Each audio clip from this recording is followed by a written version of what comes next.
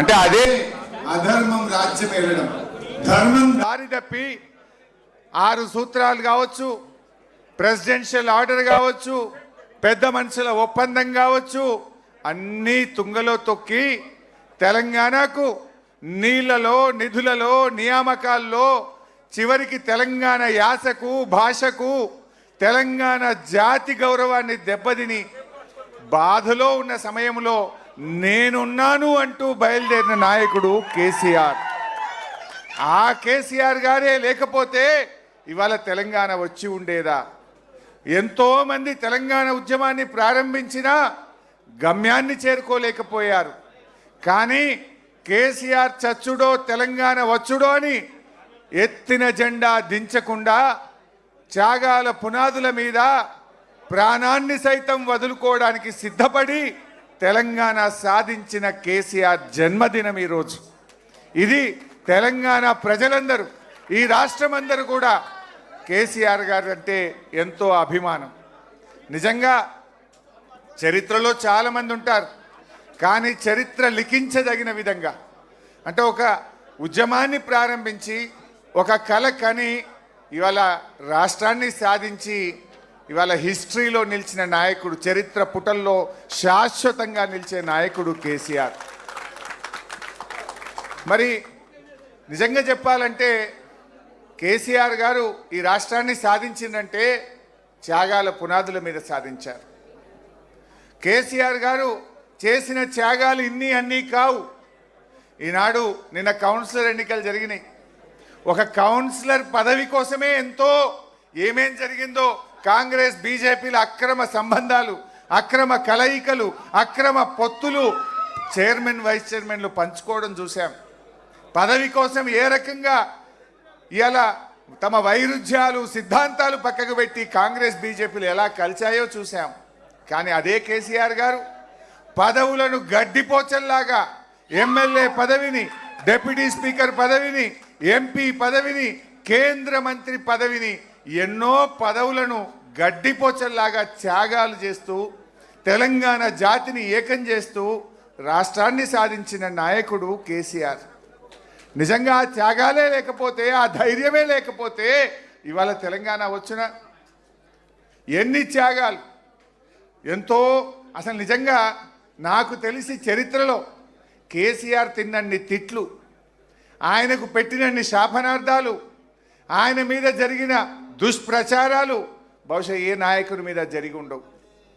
రకరకాల కుట్రలు, ఒక రకమైన కుట్రలు కాదు. ఆయన మొండి ధైర్యం కనుక, ఆయన ఒకే ఒక నమ్మిన సిద్ధాంతం కోసం ఒక మొండి పట్టుదలతో ముందుకు సాగిండి కనుకనే ఇవాళ తెలంగాణ సాధ్యమైంది.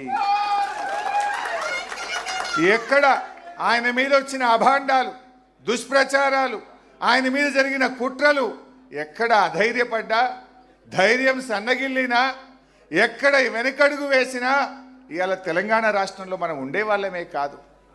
ఎన్ని కుట్రలు, ఎన్ని అపవాదులు, ఎన్ని దుష్ప్రచారాలు, ఎన్నెన్నో ప్రలోభాలు, ఏ ప్రలోభాలకు కూడా తలగ్గకుండా చివరికి తన ప్రాణాన్ని సైతం, ఇంకా ఏమవుతుందో మేము ఆయన చూడ్డానికి నిమ్స్లో వెళ్ళినప్పుడు మా కళ్ళల్లో నీళ్లు తిరిగేవి.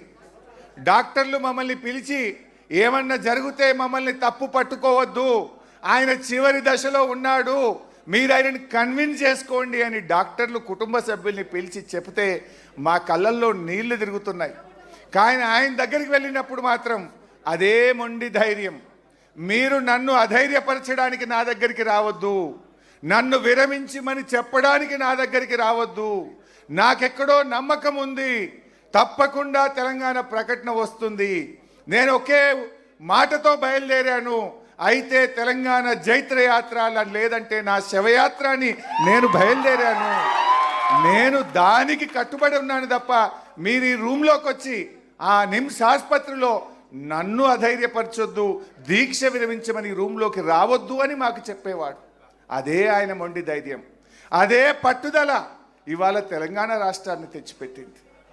ఇవాళ కేసీఆర్ ఒక నాయకుడిగే కాదు, ఒక ఉద్యమకారుడే కాదు, తెలంగాణలకు పాలన చేత కాదు, తెలంగాణ వస్తే నక్సలైట్ల రాజ్యం అవుతుంది, తెలంగాణ వాళ్ళకు పరిపాలన రానే రాదు అని మాట్లాడితే దేశమే అబ్బురపడే విధంగా దేశమే ముక్కు మీద వేలేసుకొని తెలంగాణ ఆచరిస్తుంది, భారతదేశం అనుసరిస్తుంది అన్నంత గొప్పగా ఈ రాష్ట్రాన్ని నడిపి చూపిన నాయకుడు కేసీఆర్. కేసీఆర్ ఒక ఉద్యమకారుడు, కేసీఆర్ ఒక చరిత్రకారుడు, కేసీఆర్ ఒక పాలనా దక్షుడు అని ఇలా చరిత్ర పుటల్లో నిలబడ్డారు. మన మిషన్ కాకతీయ, మన మిషన్ భగీరథ, మన కేసీఆర్ చేపట్టిన ఎన్నెన్నో కార్యక్రమాలు ఈ దేశానికి మార్గదర్శకంగా ఒక దిక్సూచిగా నిలబడ్డాయి. సరే, ఈరోజు కేసీఆర్ గారు ఒక నాయకుడే కాదు, ఇవాళ అవ్వాతాతలకు ఆసరా పెన్షన్ ఇచ్చిన ఒక పెద్ద కొడుకుగా అవ్వాతాతలకు కేసీఆర్ నిలబడ్డాడు. కేసీఆర్ ఆడపిల్లల పెళ్లిళ్లకు కళ్యాణలక్ష్మి పథకం అందించి ఒక తోబుట్టుగా కేసీఆర్ చరిత్ర పుటల్లో నిలిచాడు. అప్పుడే పుట్టిన పసిపిల్లలకు కేసీఆర్ కిట్ అనే పథకం అందించి మేనమామలాగా నిలబడ్డాడు కేసీఆర్. రైతన్నల కోసం రైతు బంధు, రైతు బీమా, 24 గంటల కరెంటును మిషన్ కాకతీయ ద్వారా చెరువులు బాగా చేసి కాళేశ్వరం లాంటి ప్రాజెక్టును కట్టి పెండింగ్ ప్రాజెక్టులను పూర్తి చేసి రైతన్నలకు తోబుట్టుగా నిలిచిండు కేసీఆర్. ఇవన్నీ ఎవరు అవునన్నా కాదన్నా ఇదంతా ఒక చరిత్ర. అలాంటి కేసీఆర్ గారి గురించి ఎంత చెప్పుకున్నా తక్కువే. నిజంగా నాలాంటి వాళ్లకు 25 ఏళ్ళు ఉద్యమంలో, ప్రభుత్వంలో, ప్రతిపక్షంలో వారి అడుగు జాడల్లో నడిచినటువంటి ఒక గొప్ప అవకాశం ఇలా మాలాంటి నాయకులను ఎంతోమందిని తీర్చిదిద్దింది కూడా కేసీఆర్ గారే. ఎంతోమందిని ఇలా గొప్ప గొప్ప ఉద్యమకారులుగా, కార్యకర్తలుగా, నాయకులుగా, పాలనా దక్షులుగా, శాసనసభ్యులుగా, శాసన మండలి సభ్యులుగా ఒక కొత్త తరాన్ని తెచ్చింది కూడా కేసీఆర్ గారు. అటువంటి కేసీఆర్ గారికి మీ అందరి పక్షాన, నా పక్షాన హృదయపూర్వకమైనటువంటి జన్మదిన శుభాకాంక్షలు తెలియజేస్తూ, ఓటమి తాత్కాలికమైంది, మళ్ళీ కేసీఆర్ వచ్చే రోజు ఎంతో దూరంలో లేదు. తప్పకుండా కేసీఆర్ గారు మళ్ళీ ముఖ్యమంత్రి అవుతారు. మనందరి ప్రార్థనలు, దీవెనలు, ఆ భగవంతుడి ఆశీస్సులతో తప్పకుండా మళ్ళీ కేసీఆర్ గారు ముఖ్యమంత్రి అయి తీరుతారు.